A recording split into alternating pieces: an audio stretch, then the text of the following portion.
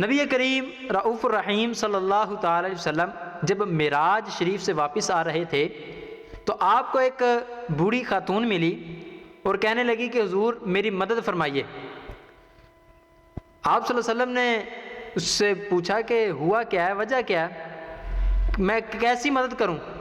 تو اس بوڑھی خاتون نے کہا کہ میں آٹا چکی سے پیس کر آئی ہوں اور میں لیٹ ہو گئی ہوں، اور میرا جو آقا ہے وہ بڑا ظالم ہے، وہ بڑا ظلم کرتا ہے، وہ بڑا برا بلا کہتا ہے مجھے، تو آپ میری مدد فرمائیں۔ تو کریم آقا صلی اللہ تعالی علیہ وسلم نے فرمایا کہ چلو میں آپ کی مدد کر دیتا ہوں، میں تیرے آقا سے سفارش کروں گا کہ تجھے معاف کر دے، تجھے کچھ نہ کہے۔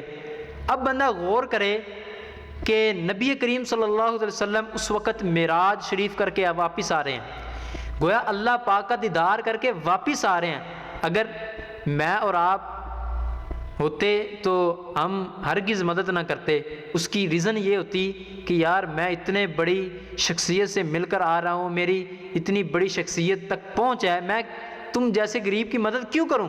لیکن کریم آقا صلی اللہ تعالی وسلم نے فرمایا کہ میں تیری مدد کروں گا۔ آپ صلی اللہ علیہ وسلم نے وہ تھیلا اٹھایا اور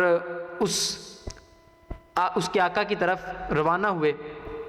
اب ہوا کیا، جب دروازے پہ پہنچے تو آقا علیہ السلام نے دستک دی تو اس کا آقا باہر آیا، تو اس نے کہا کہ آپ معراج کر کے آئے ہیں نا۔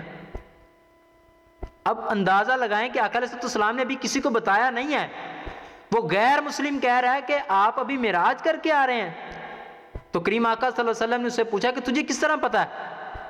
تو اس نے کہا کہ میں نے توریت میں پڑھا ہے کہ جب نبی آخر الزمان صلی اللہ تعالی وسلم معراج شریف کر کے واپس آ رہے ہوں گے تو ایک بوڑھی خاتون کی مدد کریں گے اور اس کو اس کے گھر تک پہنچائیں گے۔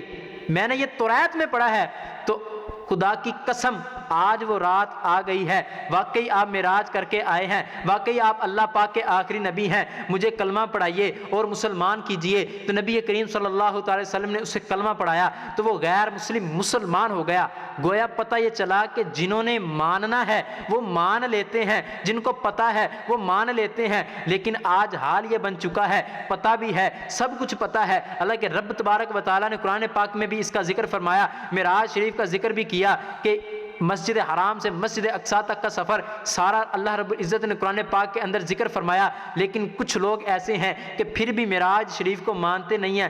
گویا کہ ان کی یہ بدبختی ہے کہ جس کی وجہ سے وہ معراج شریف کو مانتے نہیں ہیں۔ وہ ایک غیر مسلم بندہ ہو کر معراج شریف کو پہلے مان رہا ہے، بعد میں گویا کلمہ پڑھ رہا ہے۔